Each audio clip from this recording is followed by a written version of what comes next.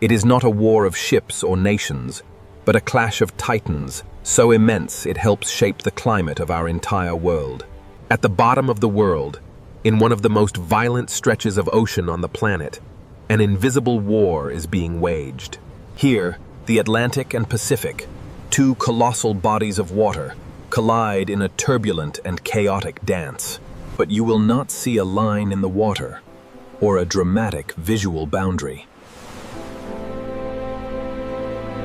The real story is written in chemistry, temperature, and in the very fabric of life itself.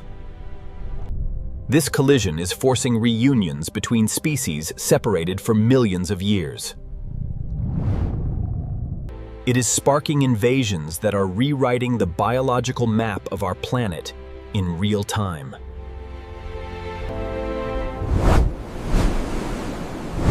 We tend to think of the world's oceans as separate. But they are constantly bleeding into one another. And we are only beginning to understand the consequences. When you picture two oceans meeting, you probably imagine a spectacular visible seam running through the water. Viral videos have fueled this fantasy, showing a dramatic divide between murky green and deep blue waters. The actual meeting of the Atlantic and Pacific is far more subtle to the naked eye, and infinitely more powerful just beneath the surface.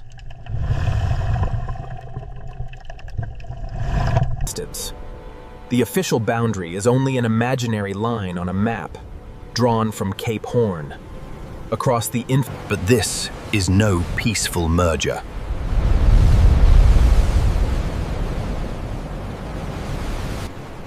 It is a convergence zone of unimaginable energy.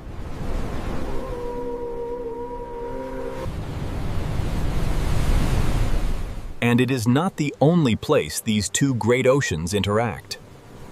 Thousands of miles to the north, a man-made shortcut mediates a very different kind of collision. This engineering marvel has accidentally become a superhighway for invasive species. Life is crossing boundaries that were never meant to be open. The other gateway is a ghost passage in the high Arctic.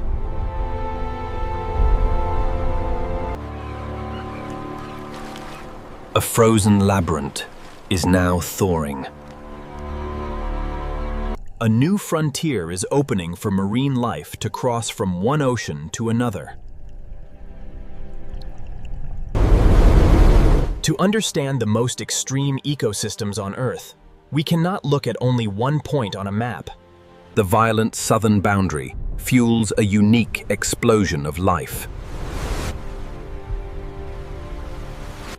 The artificial tropical channel has become ground zero for biological invasion. The melting northern passage is orchestrating a reunion of species long separated by ice. Each zone tells part of a much larger story. The fluid boundaries of our planet are creating ecosystems of unparalleled extremity. In these shifting frontiers, life must adapt, invade, or perish.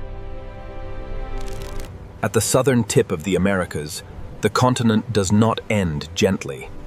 It breaks apart. The land fractures into a maze of windswept islands, dark channels, bare rock, and storm-beaten cliffs. Forests thin, mountains fall away, and human settlement becomes sparse, then almost imaginary. At Cape Horn, the last hard edge of the continent rises above the water, black, exposed, and brutally alone. Beyond it lies the Drake Passage.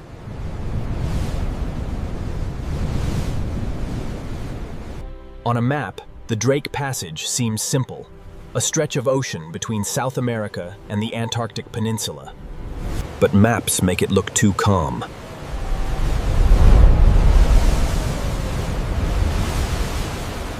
In reality, This is one of the most violent and consequential pieces of ocean on Earth. It is not just a route. It is a threshold. It is the narrowest opening in the ring of water that surrounds Antarctica. Here, the Pacific and Atlantic are forced into contact by wind, current, temperature, pressure, and the shape of the planet itself. For sailors, this water has always carried a kind of dread. Rounding Cape Horn was once among the greatest tests in the age of sail. Ships that survived entire oceans could still be broken here.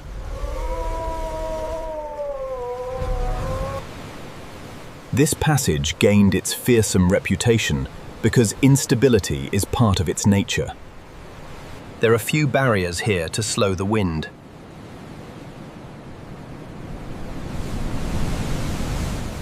Around Antarctica, strong westerlies can race almost endlessly over open water. By the time that energy reaches the Drake Passage, it has room, momentum, and force. The ocean here feels restless from top to bottom. This is why the Drake Passage has become legendary for hurricane-force winds, towering waves, and sudden danger. Icebergs can drift north from Antarctic waters, silent and almost unreal in the gray distance. The horizon can vanish until the ship seems to exist inside a moving wall of water. But the violence on the surface is only the visible expression of something much larger below.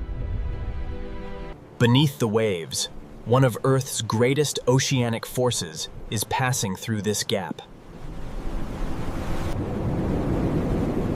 The Antarctic Circumpolar Current is the dominant circulation system of the Southern Ocean. It flows around Antarctica without being blocked by any continent. A current links the Atlantic, Pacific, and Indian Oceans into one enormous moving system. The ACC acts like a colossal river within the ocean. It helps regulate the exchange of heat, salt, oxygen, nutrients, and carbon across the planet. And the Drake Passage is one of its most important choke points. Water accelerates, twists, and interacts with deep ridges, seafloor valleys, and opposing water masses. This is the engine of the collision.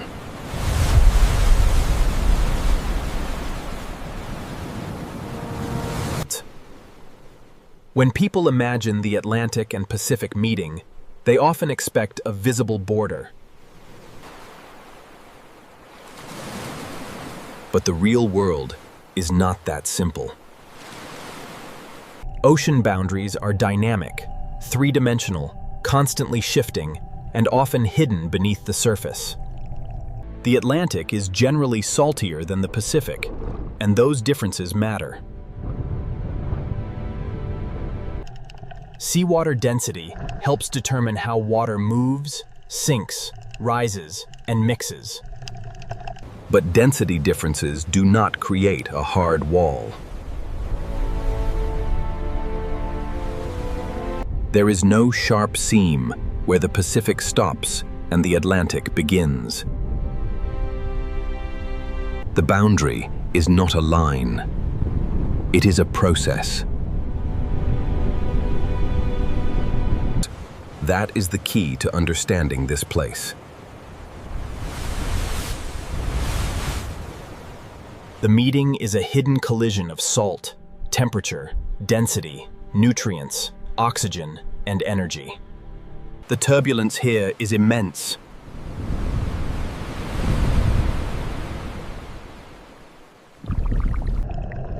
Waves transfer energy downward, while deep water is lifted and surface water is pushed. The seafloor interrupts the flow and turns the region into a planetary mixing machine. One of the most important effects of the ACC and Drake Passage is upwelling. In the deep ocean, cold waters carry nutrients accumulated from sinking organic matter. Powerful winds and currents help bring that deep water back toward the surface. When those nutrients reach sunlight, they become fuel. This is where the violence of the Drake Passage becomes connected to abundance. Phytoplankton are the foundation of the Antarctic marine world. Where phytoplankton flourish, krill can thrive. Antarctic krill are small, but their importance is enormous. They convert tiny plant-like life into dense swarms of animal energy. The Drake Passage becomes a seasonal feeding ground built from turbulence.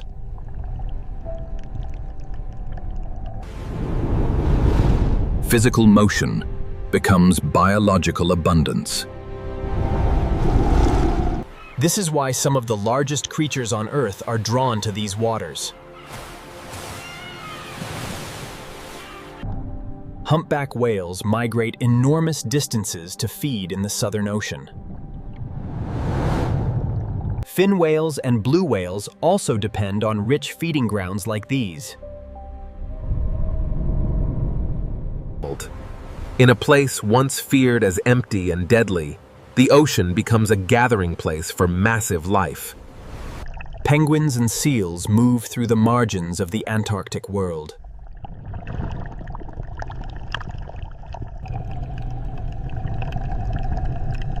Life here does not merely survive the harshness.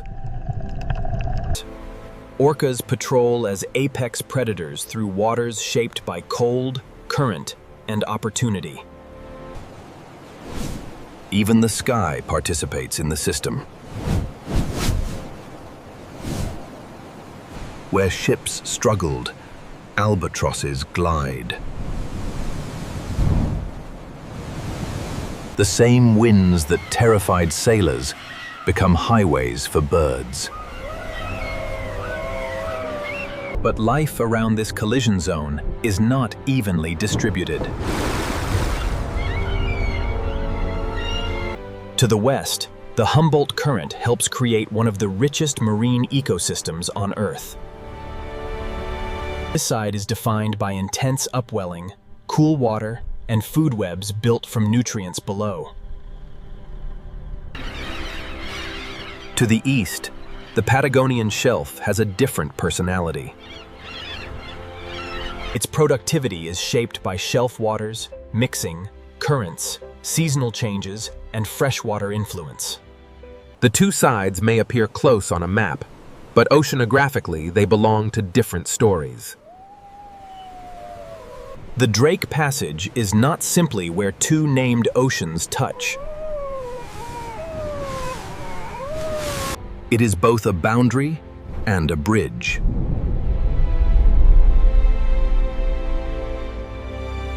Because the ACC links major ocean basins, what happens here does not stay here.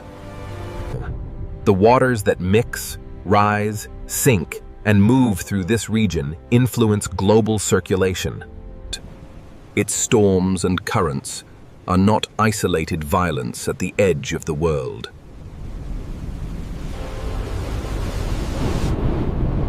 They are surface signs of a deep planetary function. The Drake Passage is feared because of its storms, but its importance is far greater than its danger. It is where density differences are stirred into motion, deep nutrients return to light, and chaos becomes abundance. The Drake Passage is not a clean border between the Atlantic and Pacific. It is a living transition zone, violent, productive, unstable, and essential. It is the place where the oceans do not draw a line. They build an engine. For millions of years, the Atlantic and Pacific were not separated here. Long before ships, canals, borders, or trade routes, the Americas were divided by water. Scientists call this ancient passage the Central American Seaway. Through it, marine life moved freely between the waters we now call the Atlantic and the Pacific. There was no Panama as a barrier, only exchange.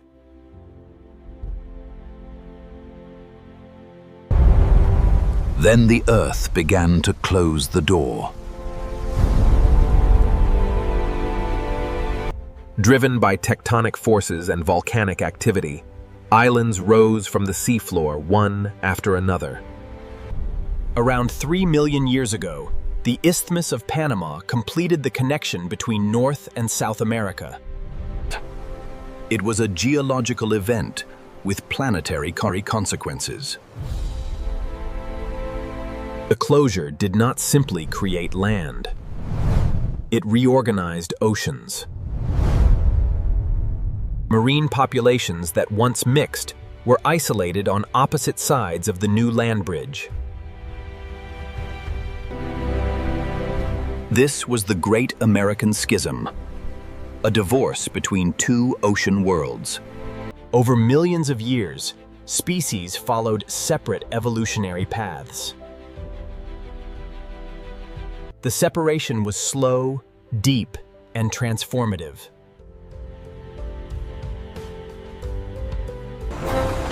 Then humanity reopened the wound. Engineers built one of the most ambitious infrastructure projects in history. The Panama Canal was a declaration that human engineering could overcome geography itself. Ships no longer had to make the long and dangerous voyage around Cape Horn. Global trade could move faster, and oceans could be connected on human terms. But the canal did something else as well.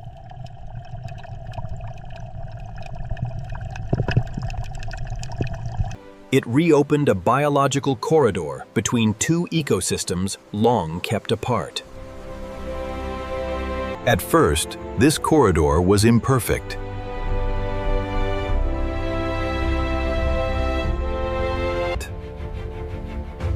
The canal was not a simple saltwater channel running directly from ocean to ocean. Lake Gatun stood in the middle, like a biological filter. Most marine species cannot easily survive long exposure to freshwater. For decades, the lake helped prevent the canal from becoming a fully open marine highway. That balance began to change dramatically after the canal expansion. In 2016, the Panama Canal entered a new era.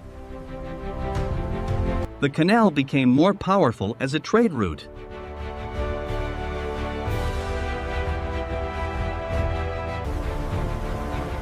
But the expansion also changed the movement of water. With each passage, more salt water could be pushed into the canal system.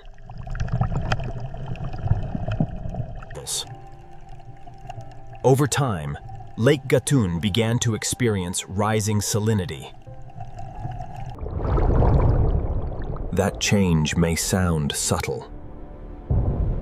It is not. For an ecosystem, salinity is one of the most fundamental conditions of life. A small shift in salt levels can favor one group while excluding another. The barrier began to weaken.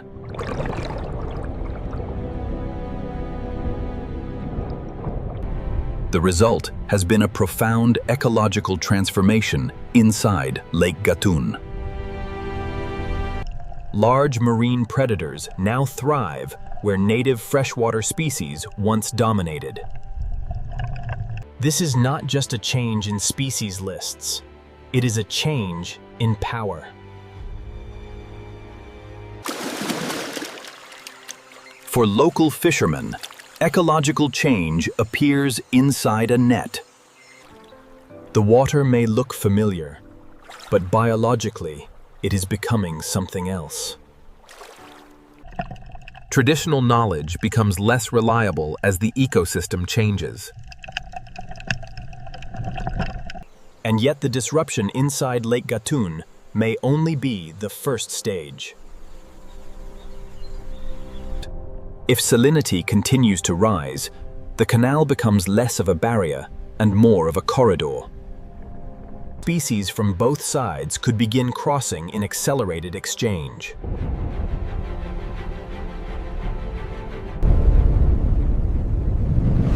The original separation took millions of years. The reopening of a corridor is happening within a human lifetime.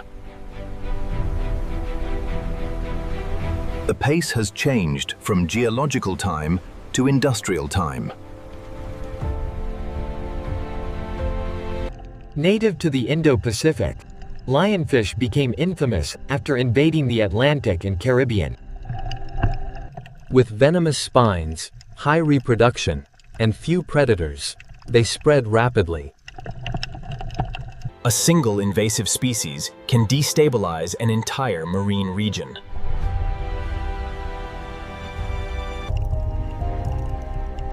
Now scientists fear the Panama Canal could become part of the next chapter. If the canal grows salty enough, lionfish could cross from the Atlantic side into the Pacific. The Eastern Pacific has its own reef communities and ecological balances. Introducing a successful predator there could trigger a new wave of disruption. The threat is not limited to lionfish.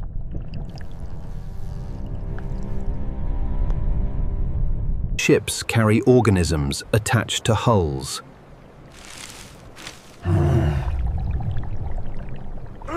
They also carry invisible biological passengers in ballast water. Some species may fail. Others may find the right conditions and expand rapidly. Marine invasions are difficult to detect early.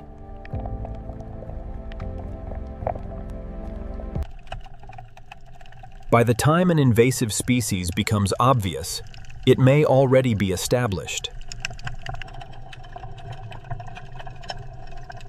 Eradication in marine environments is extremely difficult. The Panama Canal represents a slow opening of ecological gates.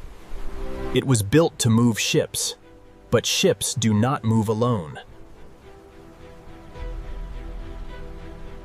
Every transit connects two oceans, not only economically, but biologically. The irony is striking.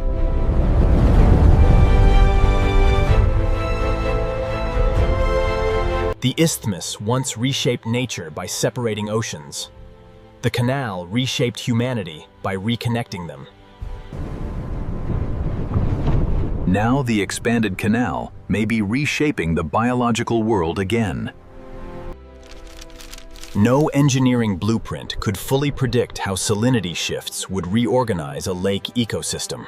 No canal, however controlled, exists outside the living systems it cuts through.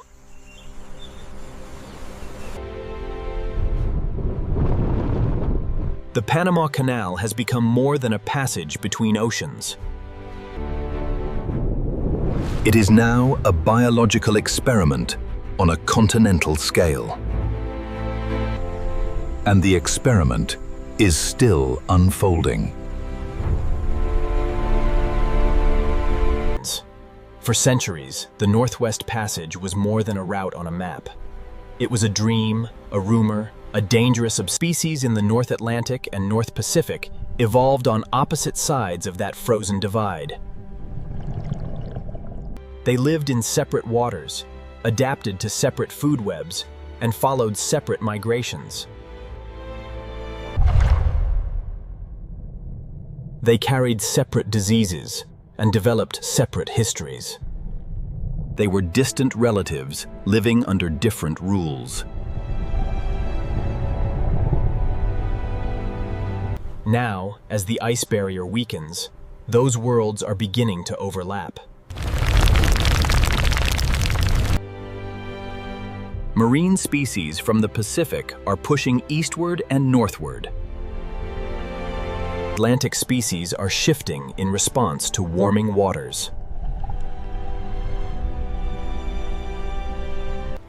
The Arctic Ocean, once defined by isolation and ice, is becoming a meeting ground.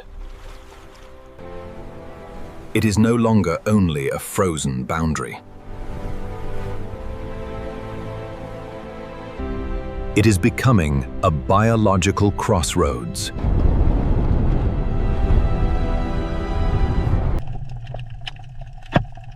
One of the clearest and most dramatic examples is salmon. For many people, salmon are already symbols of migration. They travel impossible distances, return to rivers, and leap against waterfalls. They carry the energy of the ocean deep into the land. But the story unfolding in the Arctic gives their migration a much larger meaning. Atlantic salmon and Pacific salmon have been separated for a very long time. They are not simply two versions of the same fish. They represent different evolutionary paths and different ocean histories. Now that separation is beginning to blur.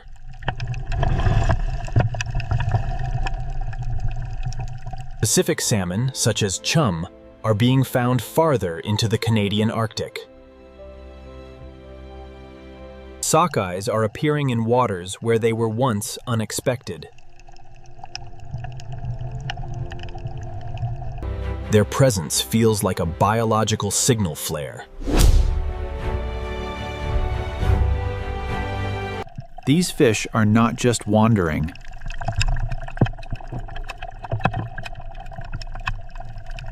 They are evidence that the map is changing.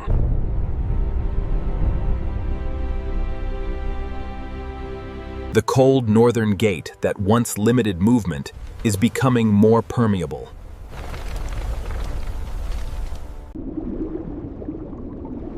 And the questions this raises are enormous.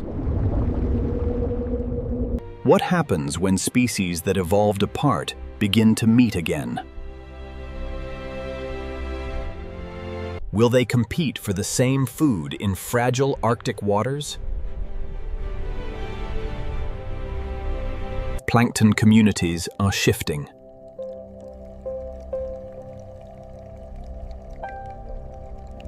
Predators are following prey.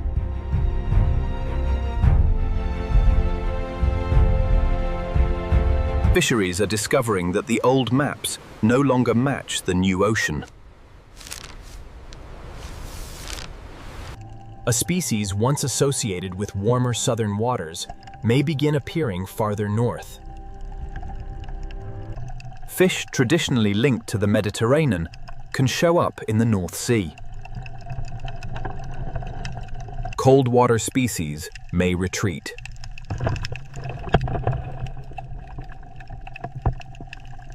Warm water species may expand.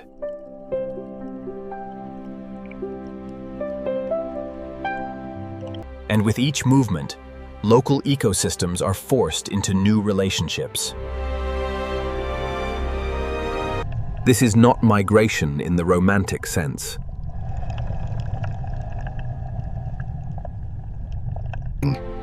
It is not simply a journey.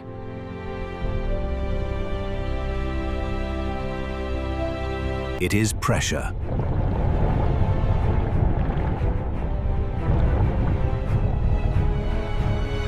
It is survival.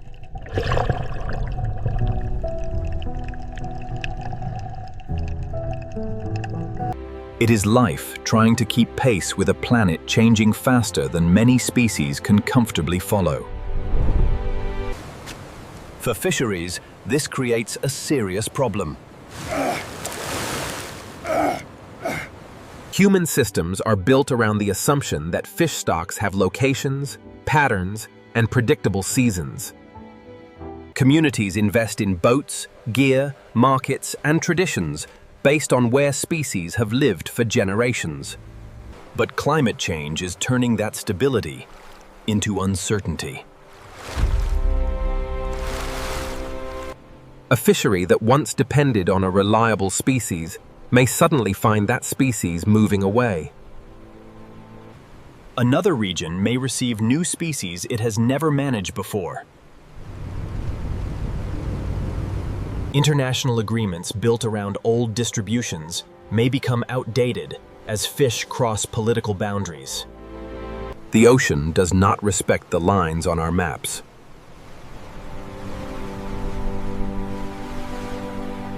And now, more than ever, it is proving that point. The Arctic, once imagined as a frozen barrier, is becoming the planet's newest biological frontier. It is a place where ancient separations are ending and new encounters are beginning. It is not a frontier in the old human sense of conquest, but in a deeper ecological sense, a zone where life is entering unknown arrangements. The most unsettling part is the speed.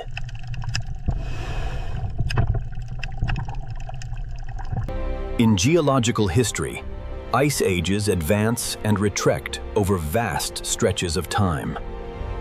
Ecosystems shift, species move, and ocean gateways open or close across thousands or millions of years.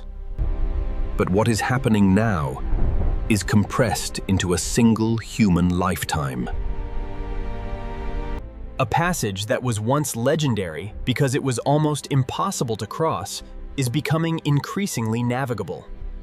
A frozen wall that helped separate marine worlds is thinning within decades. The map of life is being redrawn, while people alive today can watch it happen. That is what makes the Northwest Passage so powerful as a symbol.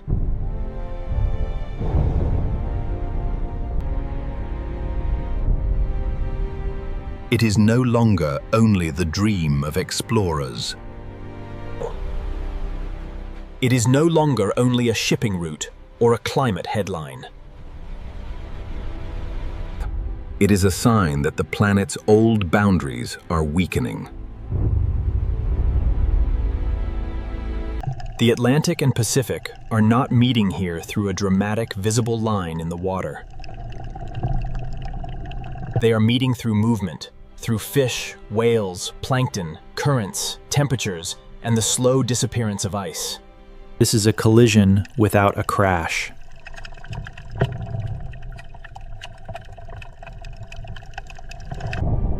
A quiet merging.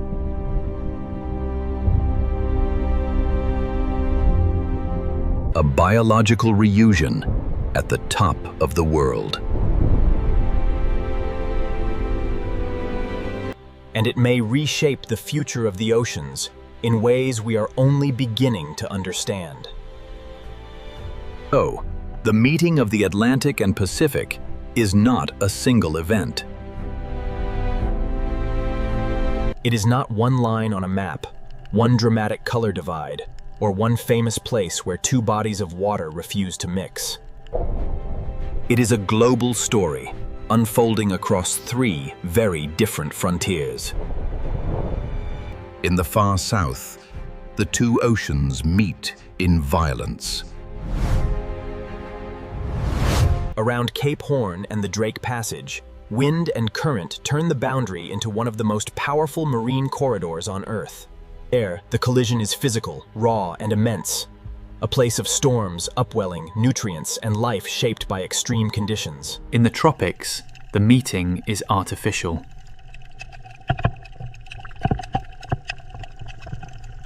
The Panama Canal cut through the land that once separated two oceans, creating a human-made shortcut for trade, but also a biological bridge. Species that were separated for millions of years now have a narrow route between worlds.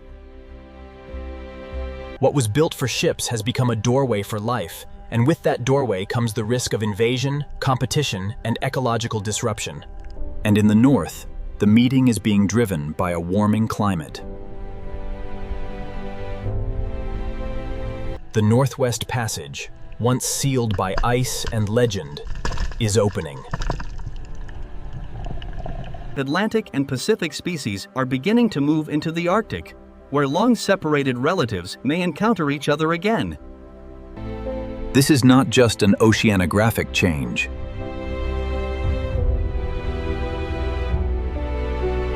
It is a reunion of evolutionary histories.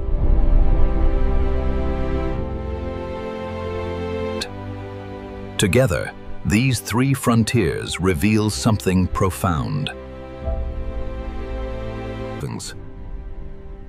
The Atlantic and Pacific are not truly separate worlds. They are parts of one planetary system, connected through currents, climate, geology, animals, and human action. The boundaries we draw between oceans are useful for maps, but nature treats them more like shifting membranes. Water moves.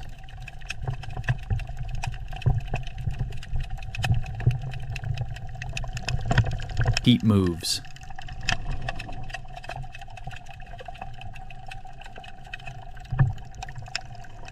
Species move.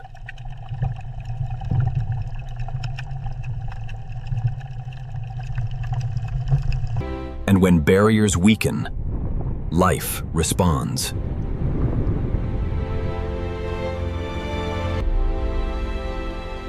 That is the great lesson hidden behind the myth of two oceans meeting. The planet is far more connected than our categories suggest. We like to divide the Earth into named oceans, regions, borders, territories, and zones. We draw lines because lines help us understand.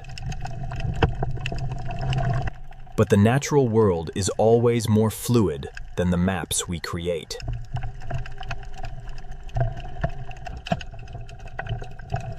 The Atlantic and Pacific do not exist as isolated pools of water.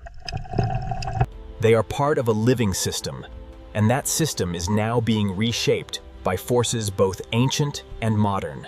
Some of those forces are natural: currents, winds, tectonics, erosion, ice, and the slow rhythm of planetary change. Others are ours: canals, shipping, emissions, warming, overfishing, and the movement of species across barriers that once held firm. The result is an era of biological upheaval.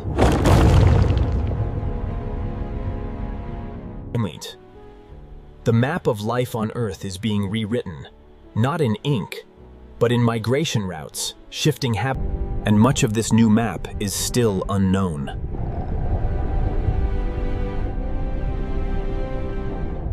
We do not yet know how Arctic ecosystems will respond as the ice retreats. We do not know which species will thrive, which will decline, and which interactions will change the food web forever. We do not know whether the opening of northern routes will create opportunities, disasters, or both. We do not know how many hidden changes are already happening beneath the surface, unnoticed because the ocean is too vast and too difficult to watch all at once. But we do know this: the old boundaries are changing. The world's oceans are no longer behaving like the stable blue divisions we learned about in school. They are moving, mixing, warming, and reorganizing. The Atlantic and Pacific are meeting not just at the edges of continents, but through the lives of species, the collapse of barriers, and the choices human beings have made. That is why this story matters.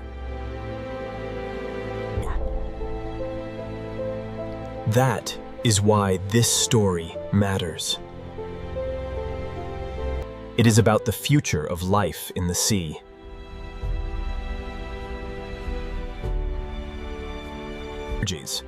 The Southern Passage, the Tropical Canal, and the Arctic Thaw are three windows into the same truth.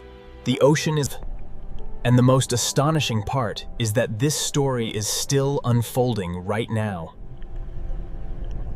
Every year, the ice tells a new chapter.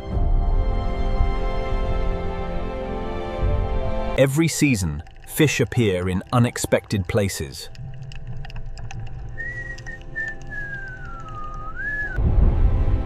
Every rare whale sighting hints at old pathways reopening.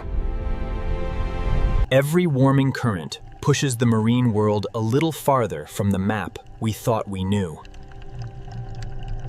To keep exploring these hidden forces that shape our planet, the invisible boundaries, the strange migrations, and let us know in the comments, which of these ocean frontiers fascinates you the most?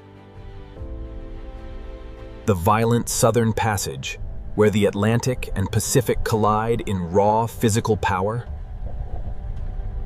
The Panama Canal, where human engineering reopened a biological door? Or the Arctic, where melting ice is allowing long-separated worlds to meet again? Because the story of the Atlantic and Pacific is not finished. It is still being written.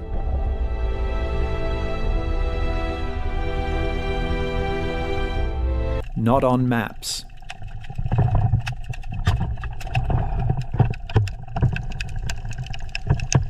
But in water, ice, currents, and the moving bodies of life itself. Will they use the same river systems?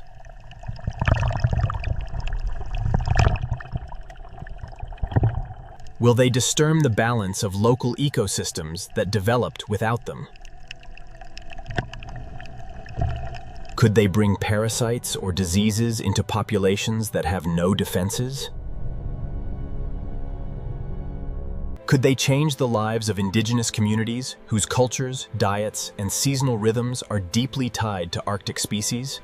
The answers are not simple, because this is not a controlled experiment.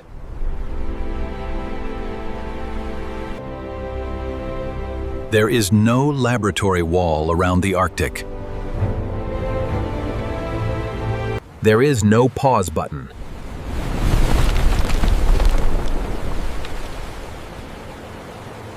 Experiment is the ocean itself, and it is already underway. And salmon are only one part of the story.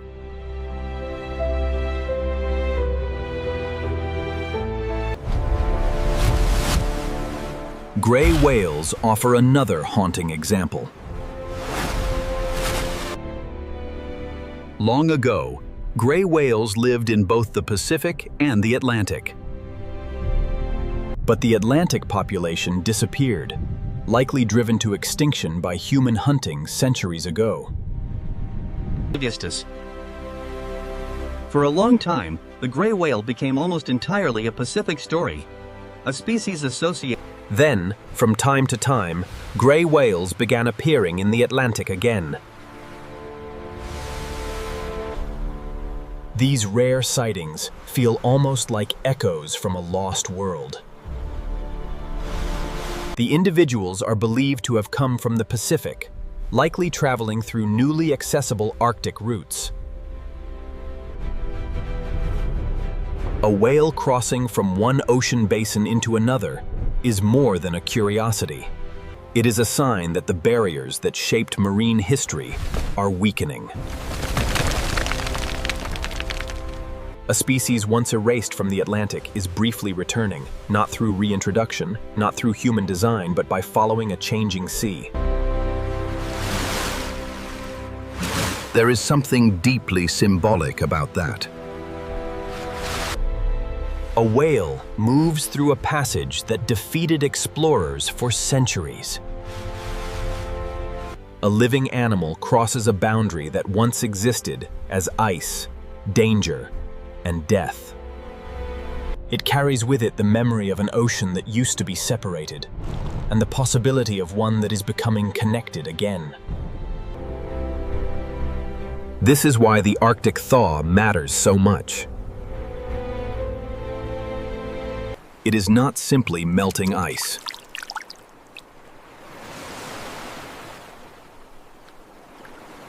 It is the removal of an ancient gate.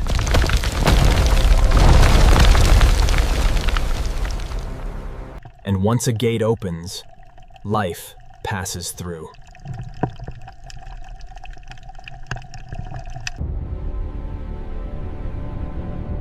The Arctic is becoming a place of first encounters. Fish that once belonged to different oceans may begin sharing the same feeding grounds. Predators may follow prey into new waters.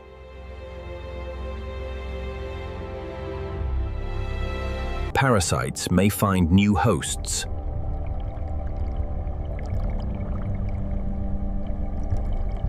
Migratory routes may shift.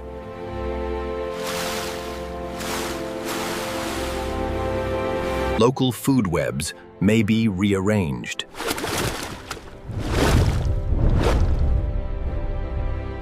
The quiet, ice-covered world at the top of the planet is becoming a stage for meetings that have not happened for thousands of years.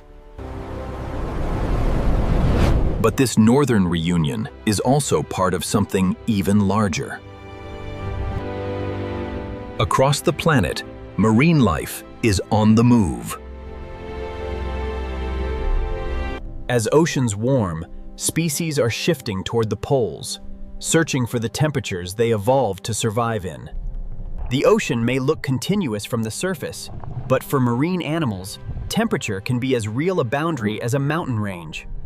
When the water warms beyond what a species can tolerate, the species must move, adapt, or decline.